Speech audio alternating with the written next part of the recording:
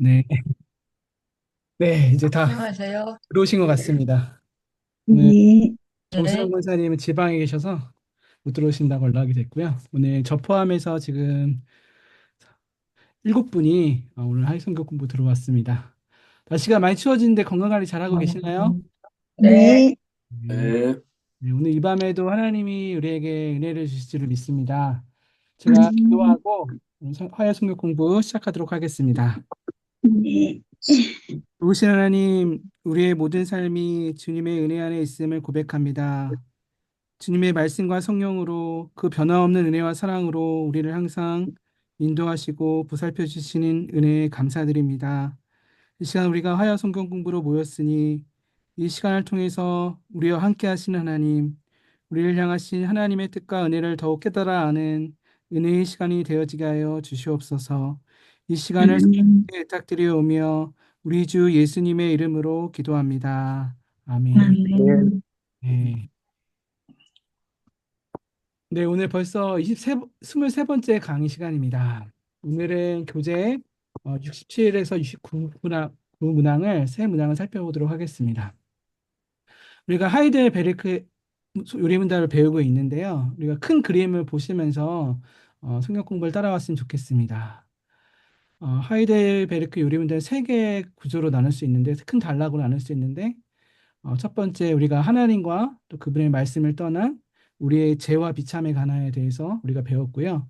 이어진 2부에서는 우리를 그 죄와 사망의 비참에서 건져주실 우리의 구원, 그러니까 우리의 유일한 중보자 되신 예수 그리스도를 통한 구원에 대해서 살펴봤습니다. 그리고 저번 주부터 마지막 3부, 우리가 받은 구원에 대한 우리의 감사에 대해서 함께 살펴보고 있습니다. 지난주 내용 한번 복습을 해볼게요. 64문에서 우리가 은혜로 구원을 받았는데 왜 우리가 여전히 선행을 행해야 한다고 말했습니까? 혹시 기억나시는 분 계신가요? 우리가 왜 여전히 선행을 행해야 되죠? 은혜로 구원받았는데 우리가 여전히 선행을 행해야 되는 이유가 뭔가요? 네, 우리가 받은 구원의 목적이 그렇기 때문에 그렇습니다. 하나님이 우리를 은혜로 구원하신 것은 뭘 목적으로 하고 있는 거죠? 거룩한 책임을 참, 목적으로 하고 있는 겁니다. 하나님의 자녀다운 하나님의 백성다운 거룩한 책임을 목적하기 때문에 우리가 여전히 하나님 기뻐하시는 의의 열매, 선행을 행하는 것이지요. 두 번째, 그러면 선행은 무엇을 위한 것인가? 선행의 목적에 대해서 우리가 살펴봤어요. 세 가지를 살펴봤는데 혹시 기억나시나요? 그 세 가지가 뭔지? 선행은 결국 네, 나의 감사, 네, 나의 믿음 열매, 네, 네, 네. 네. 나의 이웃과 교화. 아, 네, 너무 하준기 집사님 잘 대답해 주셨습니다. 책을 보고 읽었어요. 네, 선행은 하나님의 받은 은혜에 대한 감사와 찬양의 행위입니다. 그냥 우리가 말로만 하나님께 감사와 찬양을 드리는 것이 아니라 우리의 삶의 행실, 착한 행실, 선행을 통해서 하나님께 감사와 찬양을 드리는 것이죠. 그리고 선행은 우리의 믿음의 열매, 자연스러운 열매예요. 우리가 예수 그리스도와 연합되어져서 맺히는 성령의 열매, 믿음의 열매이죠. 그리고 우리가 이 열매를 통해서 선행을 통해서 우리의 믿음이 무엇인지 확신있게 됩니다. 우리 믿음을 증명하게 되고요. 세 번째, 선행은 우리 이웃을 그리스도께로 인도하는 전도의 도구가 되죠. 그러니까 우리의 착한 행실을 통해서 하나님께 영광을 올려드리고 그리고 많은 사람들로 하여금 하나님을 바라보게 하는 그리스도께를 인도하는 전도의 도구가 되는 것이 선행입니다. 이 선행의 목적 세 가지를 살펴봤고요. 마지막으로 그렇다면 구원받았다고 하는 자가 만약에 아무 선한 행실, 그러니까 착한 열매, 선행의 열매를 맺지 못한다면 구원을 받을 수 있습니까? 못 받습니까? 뭐라고 말했었죠? 결코 못 구원은 봤습니다. 네, 구원을 받을 수 없다. 없습니다. 회개에 합당한 열매를 맺지 않고서는 참된 믿음의 열매를 맺지 않고서는 구원을 받을 수 없지요. 앞서 말씀드렸듯이 예수의 나무에 붙어 있는 가지가 어찌 예수의 열매를 맺지 않겠어요? 성령의 열매를 맺지 않을 수 있겠어요? 그러니까 선행은 우리의 구원이 조건이 되지 않지만 우리가 믿음으로 구원받았다는 믿음의 참된 열매 증거가 되는 거예요. 이해자 또, 원사님 혹시 헷갈리지 않으시죠? 네? 좀 헷갈, 헷갈리니까. 네. 음, 그러니까 근데, 오늘 공부하시면 더 네, 헷갈린 것이 더 이제는 명확해질 겁니다. 오늘도 네, 선행에 대해서 다루기 때문에 제가 네, 그 부분에 대해서 만약 끝나셔서도 헷갈리면 제가 답변해 드릴게요. 네, 이 세 가지를 살펴봤습니다. 그러니까 지난주 배운 것과 같이 결론, 성경 공부의 결론과 같이 이 그림과 같아요. 믿음과 행함이 연결되는 거죠. 분리될 수가 없는 거예요. 믿음은 반드시 행함으로 열매 맺게 된다는 거. 지난주까지 배운 요리문답 내용이었습니다. 그럼 오늘 배울 내용이 무엇인지 함께 살펴볼게요. 오늘의 67, 68, 69문 살펴볼 건데요. 먼저 67문을 통해서는 회심이 무엇인지, 그러니까 우리가 회심에 있어서 두 요소가 있는데 소극적인 면과 적극적인 면을 함께 살펴볼 거고요. 그리고 우리가 오해할 수 있는 게 있는데 우리가 구원을 받는 회심과 우리 구원받은 자의 회개에 대해서 이 회심과 회개에 대한 차이에 대해서 우리가 한번 살펴보고자 해요. 또 68문을 통해서는 선행이란 저번에 선행의 목적에 대해서 살펴봤는데 이번에는 참된 선행의 기준이 무엇인지 성경이 말하는 하나님이 기뻐하시는 선행의 기준이 무엇인지에 대해서 함께 살펴보고자 합니다. 마지막 69문을 통해서는 그렇다면 우리 구원받은 자가 하나님이 명하신 율법을 온전히 다 성취하고 지킬 수 있는지 우리가 이 구원의 여정에 있어서 성화에 대해서 우리가 한번 살펴보고자 해요. 특별히 우리 개혁주의, 우리가 믿는 개혁주의 신학에서 말하는 성화론이 무엇인지, 타 교단, 특히 감리교랑 이 성화론과 비교하면서 한번 이 성화에 대해서 우리 살펴보고자 합니다. 네, 그러면 오늘 문답을 살펴보도록 할게요. 67문 질문입니다. 인간의 회심은 무엇입니까? 여러분, 회심이 무엇이죠? 회심이라는 단어. 돌이키는 거죠. 우리 한번 답을 한번 읽어볼게요. 어, 제가 읽어보겠습니다. 죄에 대해 진심으로 회개하고 죄로부터 떠나는 것입니다. 동시에 선한 일 행하기를 기뻐하는 것입니다. 그러니까 구원받은 자의 회개의 모습을 다루고 있어요. 구원받은 자가 하는 회개를 다루고 있는데 이 답은요. 우리가 소극적인 면에서 진심으로 죄를 회개하는 것, 죄를 떠나는 것. 이게 첫 번째 소극적인 면에서의 회개의 회심이고 두 번째 동시에 우리가 하나님이 기뻐하시는 선한 일을 행하기를 기뻐하는 것, 적극적인 면이죠.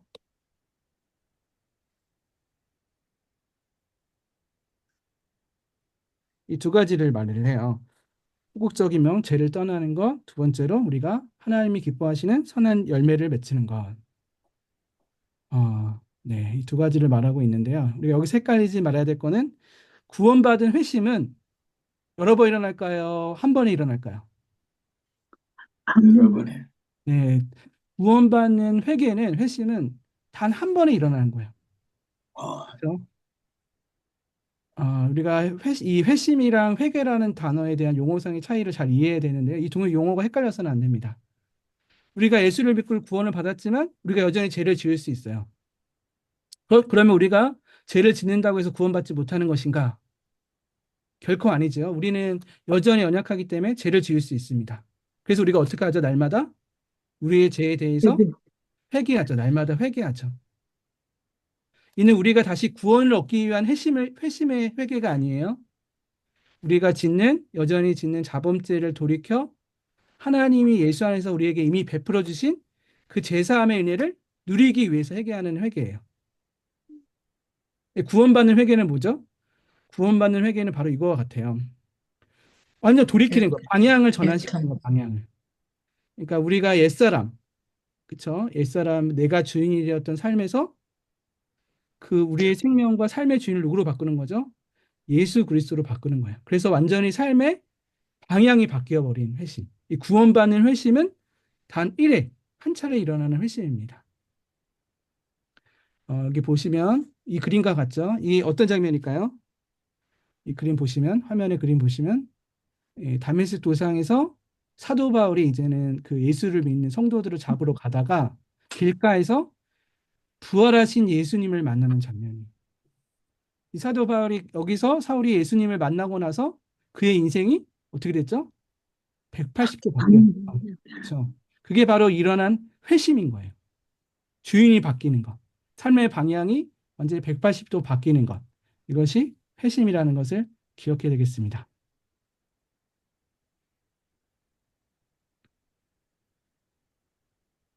그러니까 우리가 구원받은 자가 날마다 이렇게 죄를 지은 것을 뉘우치고 회개하는 것은 단순히 그냥 말의 고백이 아니죠. 뭐 천주교에서 말하는 고해성사 비슷하게 말로써 우리가 죄를 고백하면 회개가 일어나는 것이 아니라 성경이 말하는 진정한 회개는 뭘까요? 구원받은 자의 진정한 회개의 모습은 우리의 제약된 행동을 바꾸는 거예요. 말로만 내가 죄 용서해 주세요 이렇게 하는 것이 아니라 성화의 과정은 죄와 싸우되 피 흘리기까지 싸우는 노력이 필요한 거죠. 죄와 싸우되 피 흘리기까지 싸우라는 말씀이 있죠. 근데 이단중 구원파는 여러분 어떤가요? 구원파가 어떻게 하냐면 이 회심과 회개에 대한 용어를 혼동을 해요. 그래서 우리가 한번 회개해서 제사함의 은혜를 받았는데 왜 계속 회개해야 되냐? 이렇게 해야 돼요. 이렇게 말해요. 그러면 구원받지 못한 거 아니냐? 제사함 받지 못한 거 아니냐? 이렇게 말하면서 너희는 구원받지 못했다 이렇게 말을 하는 거예요. 완전히 틀린 말이죠. 그러니까 구원받는 일회성의 회심과 구원받은 자의 날마다의 회개를 혼동하고 있는 거예요. 네, 무슨 말인지 이해하시겠죠? 네. 네. 세 번째로 회개는 그 자체로 은혜예요. 왜 은혜가 되나요? 우리가 구원받은 자가 회개하지 않으면 어떻게 될까요? 우리 안에 있는 죄가 하나님과 우리의 관계를 소원하게 만들어요. 멀어지게 만든다고요. 우리가 회개하지 않는다면 기도가 막힐 것이고 하나님과 관계가 막히게 될 거예요. 또 우리가 회개하지 않는 죄는 하나님과 우리의 관계뿐만 아니라 우리와 이웃과의 관계 또 가로막게 되죠. 그러니까 우리가 날마다 서로에게 제 용서를 구해야 돼요. 형제에게 잘못을 지었다면 용서를 구하고 또 용서를 받고. 그러니까 교회 안에서 공동체 안에서 가장 중요한 것이 무엇입니까? 성도 안에서 서로 죄를 짓고 언약해서 죄를 짓고 서로 상처 주고 하지만 우리가 서로 용서해 달라고 용서를 구하고 또 용납하는 이 용서의 마음이 이 용서의 은혜가 가장 중요한 것입니다. 우리가 서로 죄를 회개할 때 어떻게 되냐면 하나님과 우리의 관계뿐만 아니라 우리 이웃과의 관계도 우리 형제 간의 관계도 건강하게 세울 수 있기 때문에 그래요. 그런 점에서 우리가 이렇게 말할 수 있는 거 회개하는 것 자체가 은혜이다. 우리도 모르는 죄가 우리 안에 있다는 거 깨닫는 것 자체가 은혜라는 사실이에요. 여러분 우리 안에 있는 모르는 우리가 몰랐던 그 죄를 깨달으면 여러분 어떻죠? 우리 마음이 힘들죠. 아플 거예요. 그 죄를 받아들이기 쉽지 않을 건데 그 죄를 깨닫고 아픈 게 낫습니다. 그래야 그 죄에서 돌이킬 수 있기 때문에 그래요. 여러분 그 죄를 우리가 짓는 죄를 잘 모르고 그대로 방치하면 어떤 결과가 나나요? 회개가 은혜인 이유를 로마서 1장에서 잘 말해주고 있어요. 이거 말씀 한번 같이 읽어봤으면 좋겠는데요. 로마서 1장 말씀. 여기 먼저 하나님의 18절에 로마서 1장 18절의 말씀에 하나님의 진노가 불의로 진리를 불의로 막는 사람들의 모든 경건하지 않음과 불의에 대하여 하늘로부터 하늘로 나타나는 네. 불의로 진리를 막는 사람들의 경건하지 않는 불의에 대해서 나타나는데 하나님의 진노가 어떤 양상으로 나타나냐? 24절 말씀 한번 읽어볼게요. 시작. 그러므로 하나님께서 그들을 하나님께서 마음의 정욕대로 그들을 마음의 더러움에 내버려 정욕대로 두사 더러움에 그들의 내버려 몸을 두사 서로 욕되게 그들의 몸을 서로 욕되게 하게 하셨으니 그들을 마음의 정욕대로 더러움에 그대로 내버려 내버려 두시는 두시 것. 그게 뭐라고요? 하나님 하나님의 진노 진노라는 거예요. 그 죄를 깨닫지 못하고 죄를 짓도록 놔두는 것. 26절도 마찬가지죠. 이 때문에 하나님께서 때문에 그들을 하나님께서 그들을 부끄러운 부끄러운 욕심에 내버려 욕심에 내버려 두셨으니 두셨으니 부끄러운 욕심대로 그대로 살도록 내버려 두시는 것 자체가 하나님의 진노, 하나님의 진노 죄에 비참한 상태라는 거예요. 심판받은 상태라는 거예요. 또 세 번 여기 28절 말씀에 또한 그들이 마음에 하나님 두기를 싫어하며 하나님께서 그들을 하나님께서 그 그들을 그 상실한 상실한 마음대로 마음대로 내버려 두 합당하지 말씀 못한 보니까 일을 아시겠죠? 우리가 해결할 수 있는 것이 은혜라는 거예요. 죄를 우리가 미워하고 싫어하는 것 자체가 은혜라는 거예요. 죄를 돌이켜 하나님의 뜻을 행하기를 기뻐하는 것 자체가 은혜라는 것. 우리가 죄를 돌이켜 회개할 때 그 구원의 예수님을 통해서 베풀어진 그 구원의 은혜를 온전히 누리게 되고 하나님과 우리의 관계를 온전히 회복할 수 있기 때문에 그래요. 마찬가지로 우리 이웃과의 관계도 건강하게 설정할 수 있기 때문에 그래요. 여러분 어떤가요? 이 회개의 은혜, 이 제사함의 은혜를 누리고 계신가요? 하나님께서 우리의 죄를 깨닫게 해주신 것에서 감사했으면 좋겠고요. 그 회개를 통해서 우리가 진정한 회개를 통해서 그 제사함의 은혜를 누리시는 우리 모두가 되기를 바랍니다. 아멘. 네, 68문 넘어가겠습니다. 질문 먼저 해볼게요. 선행이란 무엇인가? 여기서 질문 선행이란 무엇인가는 선행의 참된 기준, 하나님이 인정하시고 기뻐하시는 진정한 선행이 무엇인지를 묻는 질문이에요. 답을 한번 같이 읽어볼게요. 시작.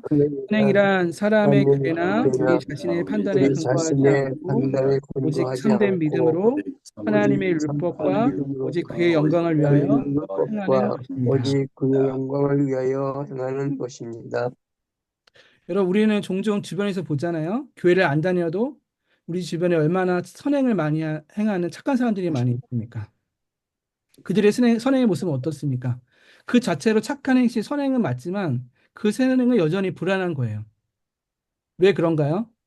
그들의 선행은 선행의 동기와 기준, 목적이 성경이 말하는 바와 다르기 때문에 그래요.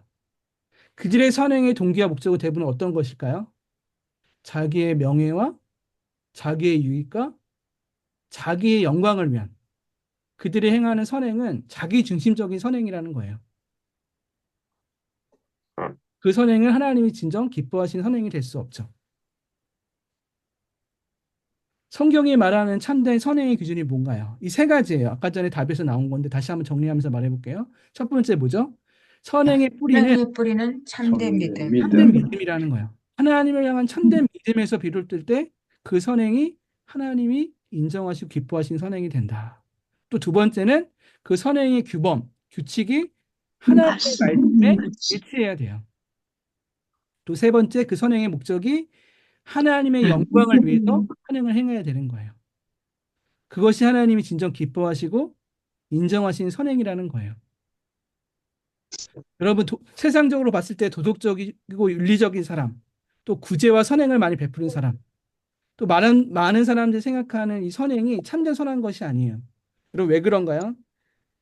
이 진선미라고 하는 참된 선함은 참된 오름은 어디서 비롯되죠, 여러분? 이 선과 악의 참된 기준은 어디서 비롯될까요? 오직 하나님과 그분의 말씀에서만 비롯되면 그래요. 절대적인 기준이 선함의 기준이 하나님께 있는 거예요. 창세기 3장에서 이 사탄 뱀이 어떻게 유혹하죠? 아담에게 너희가 이 선악과를 따먹으면 너희도 하나님과 하나님처럼 같이 되어서 뭘 안다 그러고 하죠? 선과 악의 기준을 너희도 한다. 갖다 그래요. 그러니까 죄의 근본이 뭐죠? 죄의 본질이 하나님만이 가지시는 절대적인 선의 기준을 인간이 스스로 갖고자 하는 거예요. 주관적으로. 이게 바로 죄의 시작이잖아요. 여기서 말하는 진정한 참된, 성경이 말하는 참된 선행의 기준은 바로 하나님께 있는 거예요. 하나님의 말씀, 거기에 있는 거예요. 하나님을 향한 참된 믿음에서 비롯되고 하나님의 말씀에 기반한 선행이어야 되고 인간의 영광을 위한 것이 아닌 하나님의 영광을 위한 선행이 되어야 되는 것이죠. 여러분 성경은 우리가 선행을 해도 좋고 안 해도 좋다는 것이 아니에요. 우리가 선행을 행하는 이유는 목적이 뭐죠? 하나님의 말씀이 우리에게 명하셨기 때문에 그래요. 그러니까 우리는 하나님의 자녀로서 백성으로서 선행을 행해야 될 그 당위성이 있어요. 우리가 원하든 원하지 않든 하나님의 말씀을 지켜야 될 책임과 의무가 있죠. 그런데 우리가 이 선행을 행할 때 우리 신앙생활 선행을 행할 때 중요한 신앙의 원리를 기억해야 돼요. 그 신앙의 원리가 뭐냐면요. 우리가 행하는 모든 신앙 행위, 선행은 억지로 마지못해서 하는 것이 아니라 우리의 신앙의 자발성을 가지고 이루어져야 한다는 거예요. 이 신앙의 자발성에 대해서 우리 교회 헌법, 합신의 교회 헌법, 교회 정치 1장 원리, 1조 양심의 자유에서 이렇게 말을 해요. 우리 이혜자 원사님 보이시는데 한번 읽어주시겠어요? 시작. 네. 네, 모든 성도들의 양심의 주제자는 하나님이시기에 모든 신자들은 각기 양심대로 판단할 권리가 있다고 명시합니다. 그리고 어느 누구도 이 권리를 침해하지 못한다고 말하고 있습니다.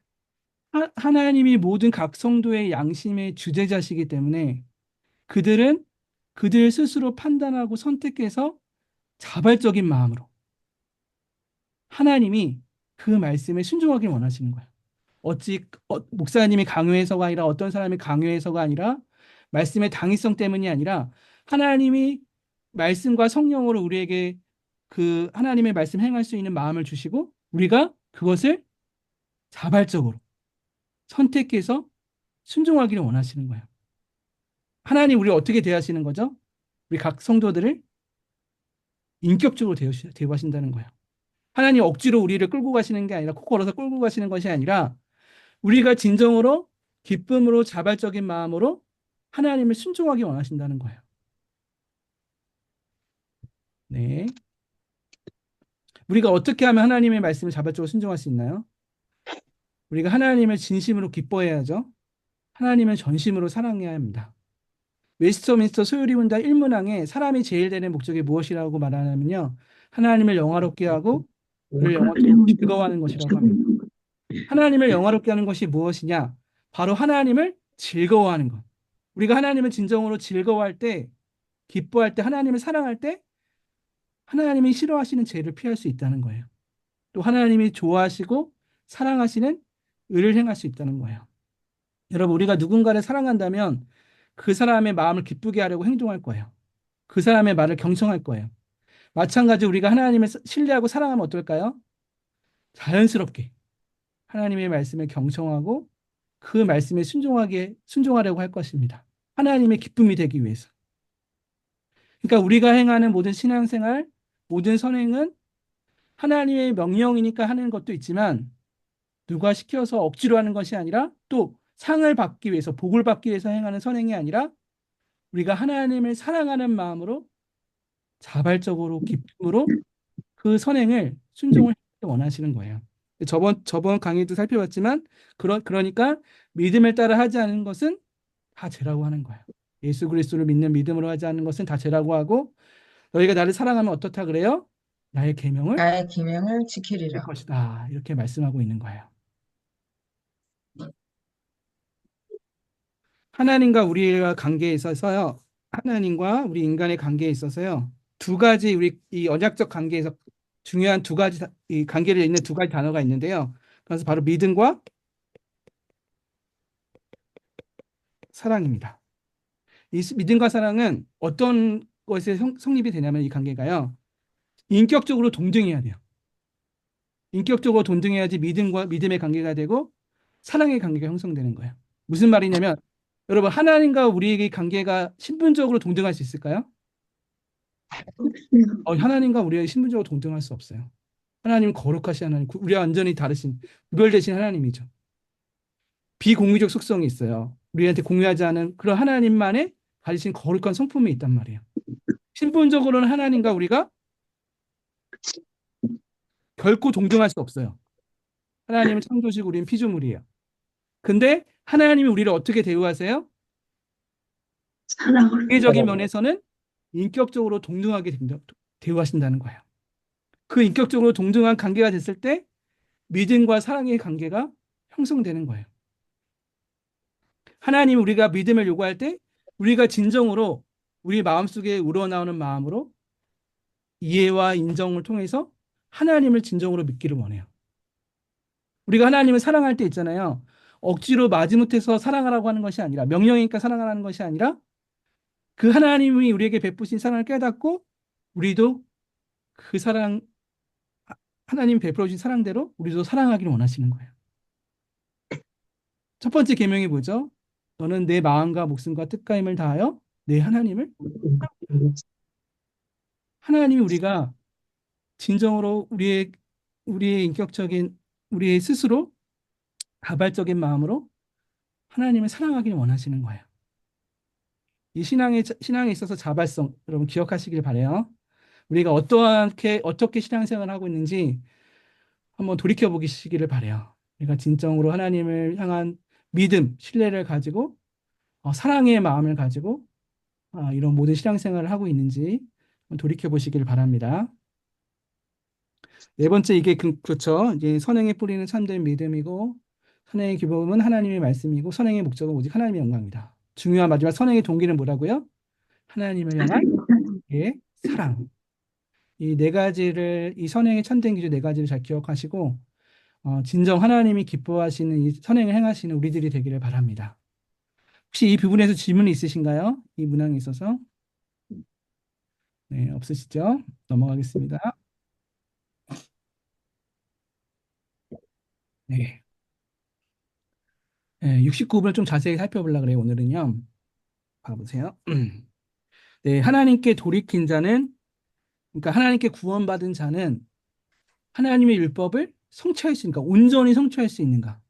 답을 읽어볼게요. 결코 그럴 수는 없습니다. 네, 결코 그럴 수 없죠.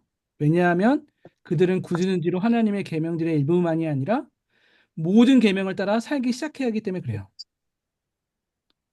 그러니까는 일부 계명을 지켰다고 해서 우리가 하나님의 계명 온전히 이룬 것은 아니죠. 하나님의 모든 계명을 우리가 다 지킬 수 없다는 거예요. 이 세상에서 가장 거룩한 사람일지라도 이 신족은 작은 시작에 지나지 않습니다. 그렇기 때문에 그는 매일매일 더 많이 순종할 수 있도록 뭐가 필요한 거죠?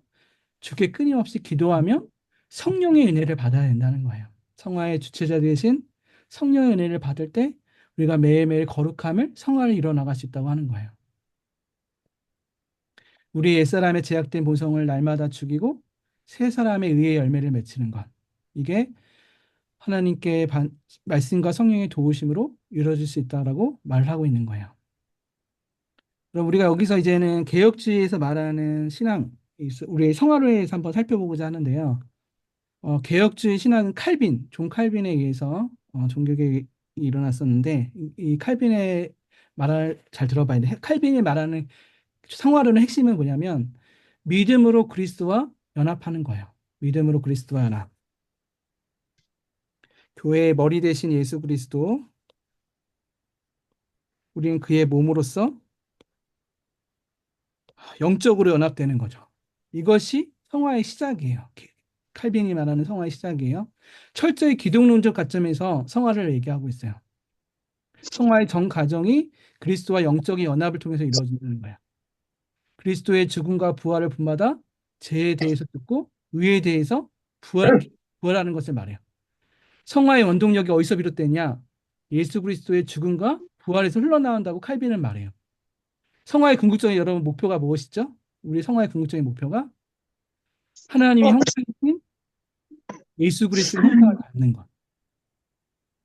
그러니까 결국에 칼빈이 말하는 성화는 우리를 위해서 죽으시고 부활하신 예수 그리스도가 성화의 근원이 되시고 또 우리 안에 살아계신 그리스도 성령의 영이 성화의 원동력이 되시고 영광 중에 계신 그리스도가 그 영화의 모습이 우리의 성화의 완성 목표가 되는 거예요. 그러니까 성화의 처음과 시작과 끝 마지막까지 모두 예수 그리스도를 통해서 이루어진다고 말을 하고 있는 거예요.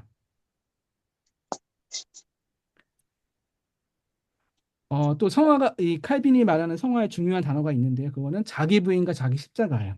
성화가 어떻게 이루어지냐? 자기 부인과 자기 십자가를 통해서 이루어진다는 거예요. 이 자기 부인을 칼빈은 그리스도의 삶의 핵심으로 말하고 있어요. 자기 부인 없이는 새 사람으로 살아갈 수 없다. 성화의 진전을 기대할 수 없다. 진정으로 자기 자신을 부인할 때, 이 자기 자신이 누구죠? 옛사람의 모습. 아직도 우리 안에 남아있는 제약된 본성을 그 자아를 부인할 때 우리가 그 온갖 죄의 지배에서 벗어날 수 있다라고 있는 거예요. 자기 부인 없이 선행을 행하면 여러분 어떤 결과가 나타날까? 자기 부인 없이 선행을 행하면 오직 하나님께 영광을 위해서 한다고 하지만 자기 욕심을 할 수 있다는 거예요. 자기의 영광을 위해서 자기의 명예를 위해서 신앙생활을 할 수 있다는 거예요. 그러니까 칼빈이 철저하게 이 성화를 이루는 가장 큰 중요한 핵심이 바로 자기 부인하는 것. 자기 십자가를 질 때 비로소 성화를 이룰 수 있다라고 강조하고 있는 거예요. 성화는 자기 부인과 자기 십자가. 말씀 구절이 많죠. 여기 한 말씀 한번 우리 하준기 집사 읽어주겠어요? 갈라디아서 2장 20절. 내가 그리스도와 함께 십자가에 못 박혔나니 그런즉 이제는 내가 사는 것이 아니요 오직 내 안에 그리스도께서 사시는 것이라. 이제 내가 육체 가운데 사는 것은 나를 사랑하사 나를 위하여 자기 자신을 버리신 하나님의 아들을 믿는 믿음 안에서 사는 것이라. 네, 아멘. 갈라디아서 2장 20절. 네, 감사합니다. 내가 예수 그리스도를 믿음으로 그리스도와 함께 옛사람이 십자가에 못 박혀 죽었다. 그러고 이제 내가 사는 것이 아니요 오직 내 안에 계신 그리스도께서 사시는 것이라. 예수를 나의 생명과 삶의 주인으로 모시고 산다. 자기 부인과 이제 예수의 생명을 살아간다고 고백하고 있죠. 또 로마서 14장 8절 9절. 우리가 살아도 주를 위하여 살고 죽어도 주를 위하여 죽나니 그러므로 사나 죽으나 우리는 주의 것이다. 이렇게 고백하고 있습니다. 고린도전서 15장 31절에도 말씀합니다. 형제들아 내가 그리스도 예수 우리 주 안에서 가진 바 너희에 대한 나의 자랑을 두고 다누노니 사도 바울의 고백이에요. 나는 날마다 죽노라. 날마다 죽는다는 거예요. 이게 바로 성화의 삶이에요. 옛사람의 모습, 제약된 본성을 날마다 죽이고 새 사람, 예수의 생명으로 의의 열매를 맺히며 살아간다고 말하는 거예요. 여기 날마다 죽는 삶은 어떤 삶일까요? 그리스도인의 영원한 영광, 하나님께서 예배하신 구원의 완성을 향해서 현재에는 고난의 삶을 살아가는 거예요. 예수께서 말씀하셨죠. 누구든지 나를 따르려거든 자기를 부인하고 자기 십자가를 지고 나를 따를 것이니라. 이 땅에서 신자의 삶은 장차 하나님께서 약속하신 그리스도의 영광에 참여하기 위해서 그리스도의 고난에 동참하는 삶을 살아가는 거예요. 십자가의 길을 가는 거예요. 자기를 부인하는 십자가의 길을 따라갈 때 이것이 진정 성화를 이루는 삶이다. 칼빈이 말을 하는 거예요. 이렇게. 우리가 믿는 개혁주의 신학, 성경이 말하는 성화의 모습인 거예요. 십자가 없는 영광은 없는 거예요.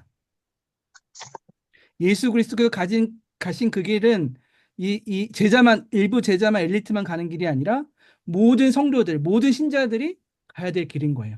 이 길을 가지 않고서는, 이 십자가를 넘어서지 않고서는 결코 구원의 완성을 이룰 수 없다라고 말하고 있는 거예요. 마지막으로 개혁주의 성화론의 키워드는 뭐냐면 이미 그러나 아직이에요.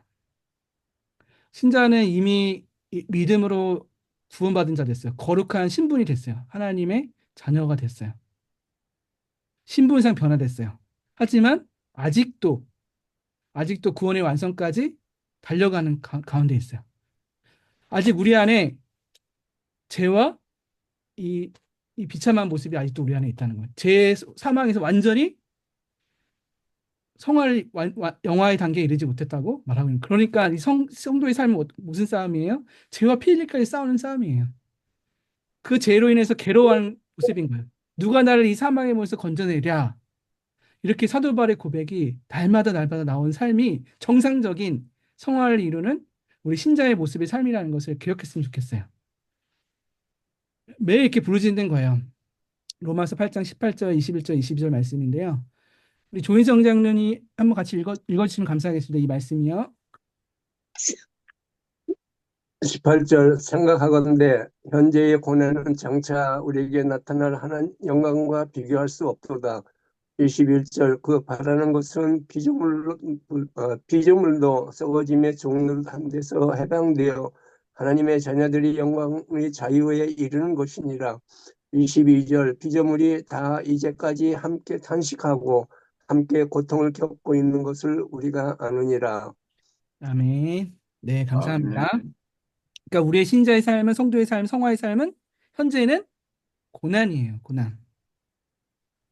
고난이지만 장차 우리에게 나타날 영광과 결코 비교할 수 없는 삶인 거죠.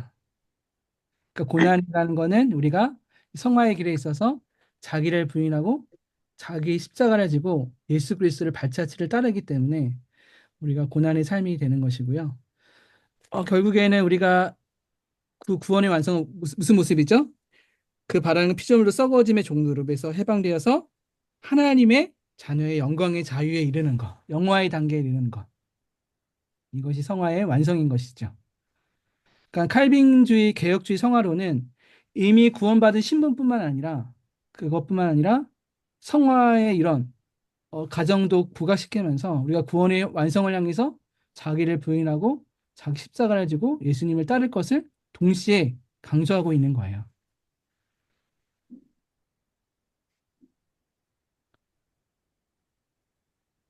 여러분, 우리가 사는 삶이 어떤 삶입니까? 자기애가 강한 시대예요. 자아가 강한 시대죠. 그러니까 이 세상에 가장 인기 없는 말이 그거예요. 자기를 부인하라는 말이에요. 그러나 우리 개혁주의에서 말하는, 교회에서 말하는 정말 명예롭고 하나님의 자녀로서 명예롭고 영광스러운 삶은 바로 자기를 부인하는 삶인 것. 자기 십자가를 지고 예수님을 따르는 삶이라는 것을 여러분 기억하시기를 바랍니다. 네. 그 길이 비록 고난의 길이지만 명예롭고 영광스러운 길임을 기억하시기를 바랍니다. 지금까지 살펴본 개혁주의 성화론을 정리해 보려고 하는데요. 고신대에 박연동 교수님이 있는데 이분이 쓴 글을 조직신학 교수님인데 세 가지로 한번 정리해 볼게요. 첫 번째는 칭의와 성화는 분리될 수 없다는 거. 두 번째는 칭의는 성화에 결코 근거하지 않는다는 거. 세 번째 확신과 두려움을 공존케 하는 칭의와 성화라는 거. 한번 살펴볼게요. 박영도 교수님의 글입니다. 네. 한번 읽었으면 좋겠는데요.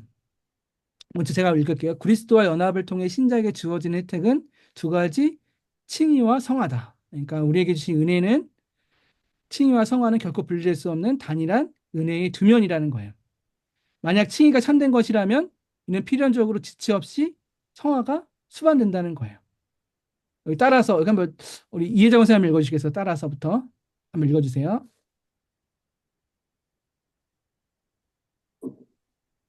네. 읽고 계신가요? 소리가 안 들리는데 끄신 것 같은데 소리가 꺼져 있네요. 소리가 꺼져 있습니다. 누가 시끄럽게 해서 제가 네. 써놨는데.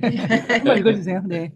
따라서 성화 없는 칭의나 칭의 없는 성화만 체험한다는 것은 불가능하다. 그러므로 그리스도의 연합의 바탕 위에서 믿음과 회개 그리고 칭의와 성화는 긴밀하게 연합돼 기독교인의 삶에 변형된다. 칼빈이 가장 혐오하며 경계했던 오류가 칭의 교리가 교회 타락을 조장하는 방종, 그 다음에 잘 안 보이는데 방종의 라이센스로 서비스. 회개하게 변질되는 네, 것이다. 이게 무슨 말씀인지 아시겠죠? 네. 성화 없는 칭의는 없고 칭의 없는 성화는 없습니다. 그리스도의 연합, 아까 전에 그리스도의 믿음으로 연합한 그 바탕 위에 믿음과 회개가 동반되고 칭의와 성화가 긴밀하게 연합돼서 이 성화의 삶을 이룬다는 거예요. 칭의 교리만 강조해서 성화를 강조하지 않은 거는 경건한 삶을 등한시하는 거는 칼빈이 가장 경계했던 모습입니다. 두 번째, 칭의는 성화에 근거하지 않는다는 거예요. 네, 제가 읽어볼게요. 칼빈은 구원에서 오직 믿음을 강조했습니다. 이 믿음은 우리 안에 모든 의로움을 배제하고 우리 안에 있는 어떠한 행위와 어떠함을 배제하고 오직 우리의 밖에 있는 의로움. 뭐죠? 예수 그리스도. 예수 그리스도께서 우리를 행하신 십자가의 죽음과 부활. 그 의로움에 초점을 맞추고 있습니다. 여기 한번 그 밑주신 부분부터 우리 하준기 집사 한번 읽어주세요. 칭의가 그리스도의 이로움으로 영원히 단번에 주어진 순전한 선물이기에 결코 우리의 의로움, 성화에 따라 해소되지 않는다. 네. 우리가 이렇게 읽어주세요. 거룩하게 산다고 해서 하나님께 사랑받는 존재가 되고 그렇게 살지 못한다고 해서 사랑받지 못한 그 밑에는 이 화면이 자가 안 나오. 네네. 살지 못한다고 해서 사랑받지 못하는 존재가 되는 것도 이런 아니다. 것도 아니다. 그러니까 우리의 칭의는 우리의 의로움은 영원히 단번에 은혜로, 오직 은혜로 예수 그리스도를 통해서 주어진 것이죠. 선물이에요, 선물. 우리가 믿음으로 받는 것이고요. 그런데 우리가 성화에 있어서 어떤 우리의 의로운 모습에 따라서 우리의 칭의, 우리가 받은 구원을 다시 취소가 되는 게 아니에요. 우리가 거룩하게 산다고 해서 하나님께 사랑받는 존재가 되는 것도 아니고, 우리가 거룩하게 살지 못한다고 해서 하나님의 사랑받지 못한 존재가 되는 것도 아니라는 거예요. 그러니까 칭의는 성화에 근거하지 않는다는 거예요. 네, 여러분 이해하시겠죠? 네. 네. 그리고 우리의 성화는 세 번째, 확신과 두려움을 공존케 하는 칭의와 성화라는 거예요. 칼빈은 기독교인에게 확신과 두려움이 공존한다고 말해요. 칭의로 인한 확신이죠. 확신은 경건한 두려움이 있어야 우리를 죄와 방종에 빠지지 않도록 지켜주며 구원에 이르게 한다는 의미예요. 이 두려움은 이 두려움은요, 칭의의 탈락이라는 처벌에 대한 두려움이 아니에요. 오히려 하나님의 영원 불변한 사랑과 궁극적인 구원에 대한 확신에서 오는 두려움, 경건한 두려움인 거예요. 자신이 하나님께 의롭다함을 받고 사랑받았다는 사실을 확신하는 사람에게는 내가 그 은혜와 사랑에 제대로 반응하지 못할까 하는 이런 경건한 두려움이 있다는 거예요.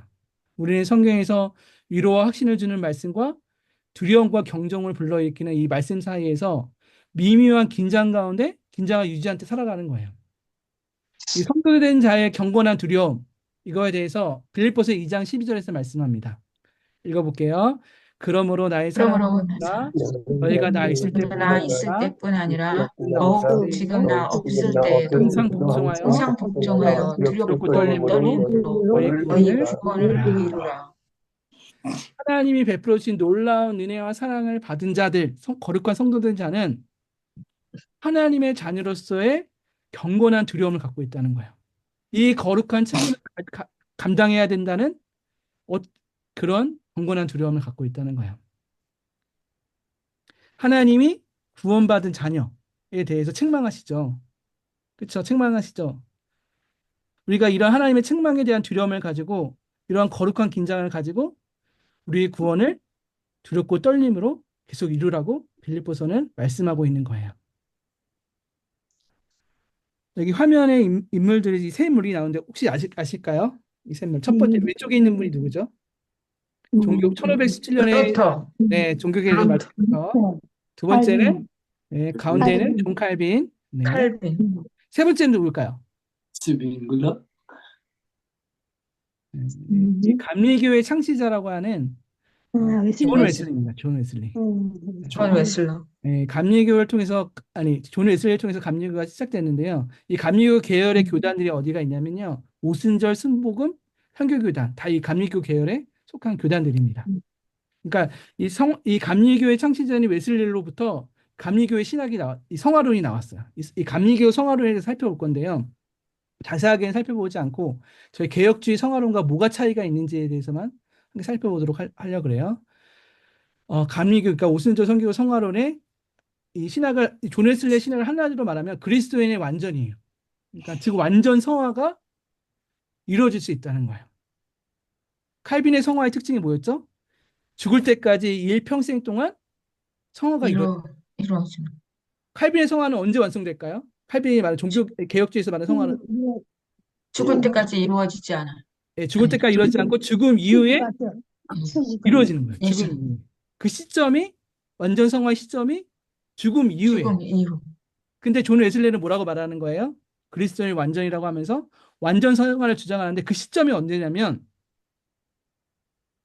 바로 살아서. 여기 지금 보면 화면에 죽기 전에. 죽기 전에 완성될 수 있다는 거예요. 이게 가장 큰 성화론의 차이예요. 그러니까 웨슬리의 입장에서 성화는요, 믿음으로 되는 거예요, 믿음으로. 자신의 노력으로 되는 것이 아니라 믿음으로 된다는 거예요. 이게 어떻게 구분하냐면 로마서 7장과 막 사도 바울이 내가 이 사망이면서 어떻게 구원할까 하면서 8장이 이제 성령이 넘치는 삶을 로마서 8장에서 말을 하고 있잖아요. 믿음으로 그 삶이 되어진다는 거예요. 이렇게 해서 막 성취해서 막 발버둥치고 시행착오 속에서 성화가 이루어지는 것이 아니라 이 사실을 온전히 믿을 때 성화가 이루어진다고 말을 하고 있는 거예요. 존 웨슬리가. 그러니까 로마 순간에 이루어지, 네, 순간에 이루어지는 건가? 네네네 순간에 이루어지는 거죠. 아, 로마서 6장 11절 말씀에 예를 들면요, 죄에 대해서는 우리가 죽은 자요, 하나님에 대해서는 산자로 여기라. 이 말씀을 어떻게 해석하냐면 이것이 성화라는 거예요. 우리가 죄에 음, 대해서는 이미 죽었다. 하나님에 대해서는 산자이다.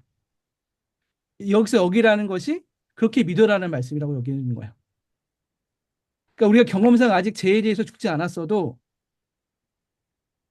우리가 이미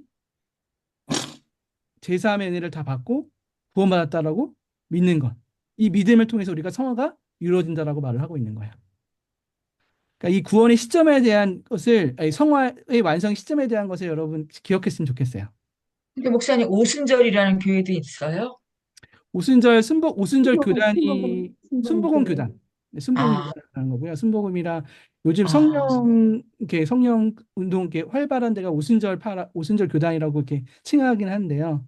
네. 제일 활발하게 전 세계적으로 부흥의 역사가 일어나는 게 오순절 계열입니다. 어, 뭐, 네네, 그렇습니다. 이 두 가지를 차이를 좀 이해했었으면 좋겠고요. 이 개혁주의 성화는 구원의 여정에 대해서 이렇게 말하죠. 로마서 8장 29절에 또 미리 정하신 그들을 또한 부르시고 부르신 그들을 또한 의롭다 하시고 의롭다 하신 그들을 또한 영원롭게 하셨나이다. 그래서 이 구원의 여정 순서가 이렇게 돼요. 하나님의 유효적 부르심, 우리 그러시. 각자를 하나님의 자녀로 부르신 거, 하나님의 은혜로 우리를 부르시고 우리가 그 부르심을 통해서 거듭나요. 중생케 되고 동시에 진정 구원받은 회개가 이루어지고 하나님이 예수님을 믿음으로 의롭다 하는 칭의를 얻게 돼요. 그 다음 이후부터 어떻게 될까요? 우리가 이 성령. 평생 동안 성화가 성화 이루어지는 거예요. 견인 네, 영광. 성도의 견이 그렇죠.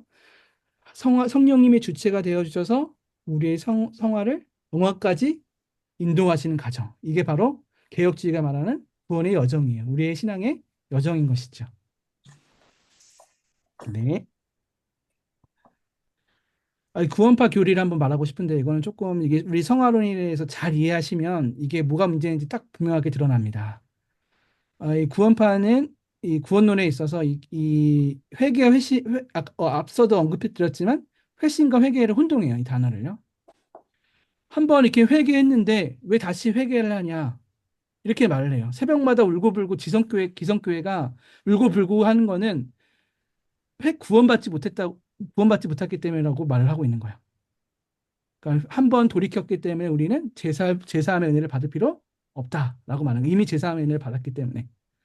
이게 가장 큰 구원파가 말하는 잘못된 이해이고요. 그러니까 이게 징계도 없는 거예요. 징계도. 그러니까 그들이 죄를 그러니까 지어도 이미 징계에 대한 용서받았고. 두려움이 없어요. 징계를 부인하고 죄를 무서워하지 않게 하고 양심이 화인 맞은 것처럼 담대하게 네, 죄를 짓게 되죠. 세 번째는 성화론에 대한 잘못된 견해. 그러니까 성화론은 강조하지 못해요. 정통교회는 저희 교회는 구원받은 계속해서 성화의 삶을 살아가야 한다고 강조하고 있는데 구원파는 성화를 강조하지 않는다는 거. 네, 이 차이가 있습니다. 근데 많은 사람들이 기성교회 다니는 사람들이 구원파에 빠지게 돼. 왜 빠지게 될까요? 왜 이렇게 미혹될까요? 이런 이단들의 말에. 말도 안 되는 말에. 편하게 예수 믿는다. 편하게. 회개하지 않아도 되니까 네, 네. 마음이 편안할 것 같아요. 네, 그렇죠. 이미 용서 다 받았으니까. 네, 그러니까 뭐 그렇죠. 이제 마음대로. 미래에 지을 죄까지 다 용서를 받았기 네, 때문에. 그렇게 여기고서 그냥 그들은 그렇게 살아가는 거예요. 네. 이 기존 교회에서도 우리가 구원의 확신 이 부분을 잘 가르치지 오늘 배운 내용들이 있잖아요. 이걸 제대로 가르치지 못해서 그래요. 그래서 구원의 확신이 없으니까 너희들 구원의 확신이 없지. 이 구원의 확신에 대해 가르치고 해방감을 주니까 여기다 미혹돼 버리는 거예요. 아, 그래 내가 음, 아직까지 구원받지 못했었구나. 내가 계속 죄를 짓고 있었는데 내가 아직 구원받지 못해서 죄를 지은 거구나. 이렇게 여기는 거예요. 그러니까 어떻게 해야겠어요? 이 이단들에 빠지지 않으려면 이 건강한 이 개혁주의 신학을 잘 가르쳐야 됩니다. 칭의와 성화를 잘 가르쳐야지 우리가 그런 이단들에게 거짓된 가르침에 미혹되지 않을 수 있는 것이죠. 네. 이 칭의와 이 성화가 결코 분리되지 않는다는 거. 이 구원의 여정에 있어 성화의 여정에서 같이 간다는 것, 성화 없는 칭이 없고 칭이 없는 성화가 없다는 것 기억하시기 바랍니다. 칭의와 성화는 하나님 베푸신 은혜의 두 면이라는 것 기억했으면 좋겠습니다. 네, 이제 이 사진 한 장을 보여드리면서 성경 공부를 마무리해드리기 원하는데요. 여기 단풍 예쁘죠? 여기 사진에 보이는 장소가 어디냐면요. 충북 보은 속리산에 들어가는 관문이라고 하는 말티제라고 해요. 말티제. 명칭이 그래요. 이 지금 사진에 나오는 게. 이 말티제 있고 여기가 이 지금 여기 보이는 여기 이게 전망대래요. 전망대 요거 전망대인데요. 이 전망대까지 올라갈 때까지 이 길이 어떠냐면요. S자 굽이길이 12번 돈대요. 이렇게. 저기 밑에서부터 끝까지 오면. 이렇게 이렇게 여기 정상에 다 올라가 보면 어떻습니까? 다 보이는 거예요. 이 길이요. 올라왔던 길이요. 이 올라가는 길이 평탄하지 않죠. 근데 다 정상에서 전망대에서 올라가서 보니까 어때요? 무슨 생각이 들까요? 돌아 동그란 길 돌아 거쳐서 가지만 이 전망대에 이르는 정상에 이르는 목적지 길은 한 길이었다는 거예요. 제가 이걸 왜 보여드리냐면요. 우리 성도의 구원의 여정, 이 신앙의 여정도 마찬가지라는 거예요. 저는 이 성화의 여정을 이 등산이라고 비유하고 싶어요. 우리가 하나님의 목적하신 영화의 단계에 이르는 성화의 완성에까지 이르는 등산으로 비유하고 싶어요. 왜 이렇게 비유하면 이해하기 쉽냐면요. 우리가 성화의 과정에 있어서 있잖아요. 때로는 우리가 산을 오르다 보면 어떻죠? 험한 산길을 갈 때도 있고 또 다른 길로 갈 때가 있어요. 방향은 정상을 올라가는데 내려갈 때도 있어요. 어? 그럼 다른 길 올라가는데 왜 내려가지? 이렇게 여길 수도 있어요. 또 이쪽 한 방향으로 가야 되는데 그 막 돌아가는 거예요. 계속 돌아가는 거예요. 아래로 내려갈 때도 있고 왔다 갔다 할 때도 있고 우리의 성화의 과정이 바로 이렇다는 거예요. 우리가 죄와 싸우면서 필릴까지 싸우면서 왔다 갔다 하는 거야. 시행착오를 겪으면서 우리의 성화가 우리의 죄에서 죽고 의에 대해서 사는 이런 성화의 과정이 계속해서 이루어진다는 거야. 이 성화의 주체자가 누구죠? 이 목적지에 이르게 하는 우리 주체자가 안내자가 있어요. 우리 도와주시는 분. 그분이 누구시죠? 우리 안에 계신 성령님이 성화의 주체자가 되어주셔서 안내자가 되어줘서 우리를 끝까지 책임져 주시고 인도해 준다고 약속해 주시는 거예요. 이 구원의 완성. 구원의 시작뿐만 아니라 구원의 과정 성화와 구원의 완성까지 성령 하나님이 주체가 되어주셔서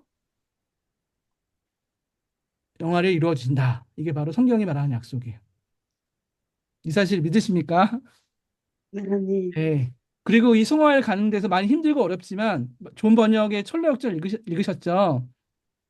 험난해요. 유혹도 많고 시험도 많지만 그래도 힘겹지가 않아요. 앞서 말했듯이 성령님이 우리와 함께 계시고 또 누가 있습니까? 우리 옆에 함께 이 길을 올라가는 믿음의 지체들이 있는 거예요. 함께 올라가는 이 신앙의 여정을 함께 가는 동역자들이 있는 거예요. 네. 우리 옆에 있는 성도님들이 바로 그렇습니다. 그리고 등산 올라갈 때 어떻게 올라가나요? 그냥 목적지만을 바라보고 올라가나요? 쭉 이렇게 올라가나요? 그렇게 올라가시는 분도 계시더라고요. 근데 등산의 맛을 아는 사람은 어떻게 올라가나요? 주변에 단풍도 보면서 올라가고 또 싸운 음식도 서로 나누면서 올라가고 옆에 있는 사람과 함께 이런저런 대화 나누면서 올라가잖아요. 그러니까 이 성화를 가는 과정이 있어서 함께 믿음의 동역자가 있다는 것이 이런 거라는 거예요. 우리가 끝까지 이 이 신앙의 여정을 완주할 수 있도록 하나님께서 우리에게 믿음의 동역자를 붙여주셨다는 거 기억하시길 바랍니다. 이러한 신앙의 여정, 믿음의 안목을 가지고 우리가 구원의 완성까지 끝까지 전진해 나아가는 저와 여러분 되시길 바랍니다. 오늘 여기까지 하고 오늘 성경 공부 마치겠습니다. 혹시 오늘 배운 내용 중에서 질문 사항 있으시면 해주시면 감사하겠습니다.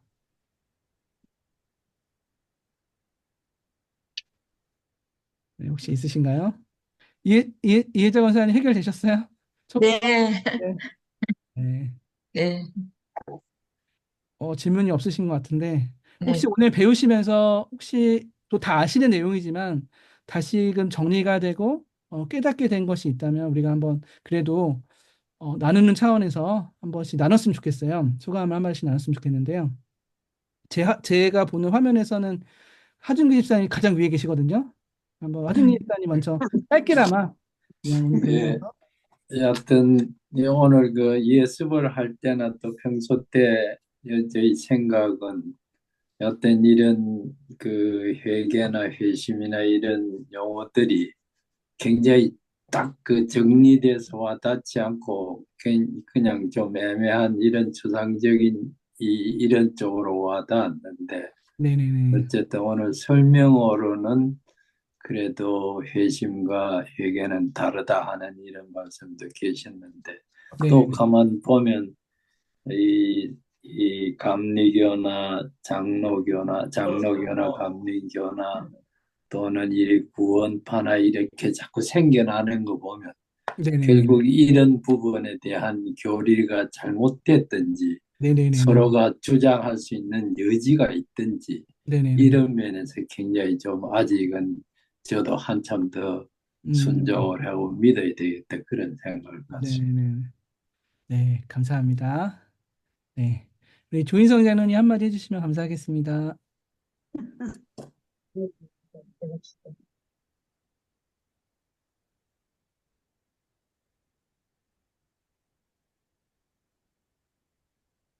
하실 말씀 없으시면 퇴수하셔도 됩니다.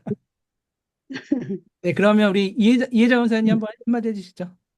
어, 구원을 이제 갖고 예수님을 믿고 나서도 그러니까 금방 내 자신이 이렇게 획기적으로 변화되지 않는 거에 대해서 네네네. 굉장히 좀 고민과 고통이 많았었는데 이게 성화의 과정 속에 있다는 그 말씀을 듣고 이제 참 마음이 안심이 되고 내가 구원을 안 받지 않은 게 아닐까 막 이렇게 의심되는 것들이 많이 이게 좀 해결이 됐었는데 그 네네. 오순절 교회나 그 감리교에서는 그 금방 내가 예수님을 믿고 나서 금방 내가 네네네. 정말 내가 바람직한 인간으로 예수님이 원하는 그 인간으로 이렇게 싹 변한다고 아직 그 감리교나 네네네네. 오순절에서도 그렇게 말씀하신다는 네, 얘기를 맞습니다. 오늘 처음 맞습니다. 들었거든요. 네네네네. 그거는 처음 들었어요. 그래서 참, 내가 이렇게 제가 시골에서 살 때 네네네. 감리교회를 다녔었거든요. 아, 예, 예, 예. 집에서 가까워가지고. 네네네. 그래서 그렇게 되게 고통스러웠나 봐요. 그러니까 음, 왜 그런지는 모르는데 왜 예수님을 믿었는데 내 자신은 네네네. 별로 변한 것 같지 않고 네네네. 늘 거기서 거긴 것 같고 어저께 생각하고 오늘 생각 별로 다르지 않고 음, 뭔가 판단할 때도 그 기준도 별로 이렇게 확 변하지도 않았고 네네네네. 그래서 참 이게 뭘까 도대체 예수님 믿는 증거가 뭐지 나한테 이제 이런 생각을 많이 음, 했었는데 제가 감리교를 네네네. 다녔었어요. 네네네네. 시골에 있을 때. 그래서 거기서 오래 살다가 이제 서울에 왔기 때문에, 네네네. 아, 뭐, 칭의, 성화 이런 거를 들을 때 제가 참 너무너무 마음이 기뻤거든요. 음, 정말 내가 구원 받았지만 내가 아직 이럴 수 있다. 내가 넘어질 수 있다. 음, 예, 그래가지고 이렇게 꾸불꾸불하는 길, 이렇게. 그래서, 근데 아직도 감리교나 그 네네. 오순절 교회는 그런다고 하셔서 네네네. 그것도 틀린 건 아니죠, 목사님? 아, 틀린 거 아니죠. 이단이 왜냐면, 아니니까. 이단 아니죠. 이단 아닙니다. 예, 성경을 고백하고요. 그러면 이제 네. 성화론에 대한 그런 시점에 대한 이해의 차이인 거예요. 그거는 이제 근데 굉장한 차이인 것 같아요. 네, 굉장한 차이기는 개인, 맞습니다. 네. 개인적으로는. 네, 예. 맞습니다. 맞습니다. 네, 목사님. 오늘 정말 너무 감사합니다. 좋은 걸 배웠어요. 네네네. 예, 예. 혹시 여기 화면에 보이진 않지만 여기 이미자 권사님, 이미자 집사님, 서은숙 권사님, 성근식 성도님 계신데요. 혹시 네. 누구 한 번 음, 말씀해 주시겠어요? 근데 저는 저, 저는 네, 잠깐만, 누구시죠? 이미자인데요. 아, 네네네. 예, 네네. 제가 이해 못하는 게, 네. 성화에 대한 시점이거든요. 네네네네. 그래서 저는 죽음 직전, 그러니까 죽는 순간까지 성화가 된다고 이렇게 생각했거든요, 지금까지. 네네네. 그래서, 나도 희망이 있다. 그 전까지는, 예수님 만나기 전까지는 성화되는 걸 다행이다 싶었거든요. 네네네네. 영광의 주님을 만나는 거니까. 네네네네. 근데 죽음 이후에 완성된다는 게 무슨 뜻인지 정확하게 모르겠어요. 우리 삶에서요, 성화를 통해서요, 예수님을 닮은 모습으로 이렇게 변화되신 분들이 많이 있거든요. 겉모습 네, 볼 때는요. 네, 그렇잖아요. 저희가 존경하는 목사님들도, 어르신들도 이렇게 진짜 우리 겉모습으로 봤을 때는 진짜 예수님을 닮은 성품과 인격과 삶의 모습에 있어요. 근데 네. 그분들이 이 천국 가시면서 임종하시면서 하시는 고백이 뭔지 아세요? 공통적으로 글쎄요, 음, 뭘까요? 나는 죄인입니다라는 거예요. 아, 음, 음, 아, 오직 주님의 내가 천국을 가는 거는 나의 공로가 아니라 나의 어떠함이 음, 아니라 오직 하나님의 은혜입니다. 제가 음, 목소리 큰 오해를 하고 있었어요. 네네네네. 그러니까 저는 죽은 순간에 성화돼서 영광의 주님을 만나면 진짜 반갑겠구나, 그렇게 생각했었거든요. 근데 그게 아니구나. 네네네. 제가 진짜 잘못 생각했네요. 성화를 이루는 그런 네, 차이가 있을 수가 있는데요. 그건 명예와 예, 영광이에요. 하나님의 성도된 자의 예, 예수님을 닮아간다는 건요. 정도의 차이가 예, 성도마다 정도의 차이가 있을 수 있어요. 예, 하지만 그거는 진짜 명예롭고 영광스러운 거예요. 예, 음, 얼마나 닮아가는가가 예. 네 그렇습니다. 아유, 감사합니다, 목사님. 네네네. 예. 서울숲 권사님이나 성근시 성도님 혹시 네, 저는 감리교나 오순절 교회 가지 않고 네. 처음부터 장로교에 다닌 것이 굉장히 행운이라고 생각합니다. 아, 네. 예, 예, 맞아요. 저도 이해하는 게 저도 장로교단에서 자랐는데 음, 학부를요. 저희가 서울신학대학교 나왔어요. 예, 서울신학대학교요. 선교교단이에요. 감리교 교회. 아, 그래서 이제 존 웨슬리 신학을 배웠거든요. 그래서 너무나 아, 이 장로교가 말하는 성화론의 차이와 이거에 항상 고민이 되게 많았어요. 신학적으로. 아, 이게 해결이 된 거죠. 근데 개혁주의 신학 아, 너무 더 은혜스럽습니다. 사실. 예, 목사님, 맞아요. 네. 그리고 우리 진짜 네, 성도의 삶을 더 잘 설명합니다. 사실 개혁주의 네, 성화론이. 더 와닿는 것 같아요. 네, 맞습니다. 네. 네. 권사님 다 얘기하셨나요? 네, 네, 네. 혹시 성문씨 성도님 혹시 이야기하실 거 있나요? 이제 이 성화를 통해서 네, 네, 네. 하나님의 말씀을 이렇게 우리가 접했을 때 내가 죄의 부분이 드러나는 거잖아요. 네, 네, 네, 네. 그러니까 성령이 충만하지 않고서는 않으면 내가 회개할 수 있는 기회가 없다는 거. 네, 네, 네, 네. 말씀을 통해서, 그러니까 그렇게 말씀을 통해야만 그 성화의 과정이 내가 네. 어떤 단계인가, 그거를 이제 알게 되고, 그러니까 음, 그 죄의 비참함이 얼마나 내가 큰가를 음, 깨닫고 회개를 날마다 해야 된다는 거에 대한 그게 네, 너무 감사하고요. 예. 그러니까 맨날 주일날 우리가 설교를 듣고 회개하는 시간을 이렇게 갖고 그렇게 한다는 게 너무 좋고 그래요. 네, 네. 이해가 잘 됐어요. 그래서. 예, 예. 아이고, 음. 감사합니다. 오늘 또 오랫동안 또 이렇게 늦은 시간까지 잘 들어주셔서 감사합니다. 저도 오늘은 좀 힘이 나게 좀 더 계속 피곤한 모습을 보였었는데 오늘은 좀 힘내서 했던 것 같습니다. 이제는 오늘까지 하고 다음 주가 마지막 종강입니다. 다음 주가 종강이고 아, 마지막이니까요. 마지막 공부까지 같이 참여해 주셨으면 좋겠습니다. 목사님, 네, 감사합니다. 네, 감사합니다. 그러면 네, 기도하고 고맙습니다. 이제 네, 마치도록 고맙습니다. 할게요. 기도하고 네, 마치겠습니다. 주님, 이 밤에도 우리를 은혜의 자리로 불러주시고 함께 하나님의 말씀을 공부하게 하시니 감사합니다. 주님, 영원히 죄와 허물로 죽어 마땅한 우리를 은혜로 부르시고 예수로 말미암아 놀라운 구원의 은혜를 허락하여 주시니 감사합니다. 또 우리 안에 성령님이 우리의 삶을 날마다 거룩하게 하시고 마침내 하나님이 목적하신 바 구원의 완성까지 우리를 날마다 이끌어 주시니 참으로 감사합니다. 주님, 우리가 그날을 믿음으로 소망하며 성령님이 이끄시고 인도하시는 구원의 그 사역에 동역자로 참여하게 하시고 경건한 두려움을 가지고 우리의 구원을 날마다 이루어가는 저희들이 되어지게 하여 주시옵소서. 오늘도 아멘, 나눈 말씀이 우리의 영혼과 몸에 참된 위로와 평안이 되기를 소망하며 감사드리며 우리 주 예수님의 이름으로 기도합니다. 아멘. 아멘. 아멘. 네, 감사합니다. 감사합니다. 평안한 밤 박수. 되십시오. 목사님, 네, 감사합니다. 네. 네. 고맙습니다. 네.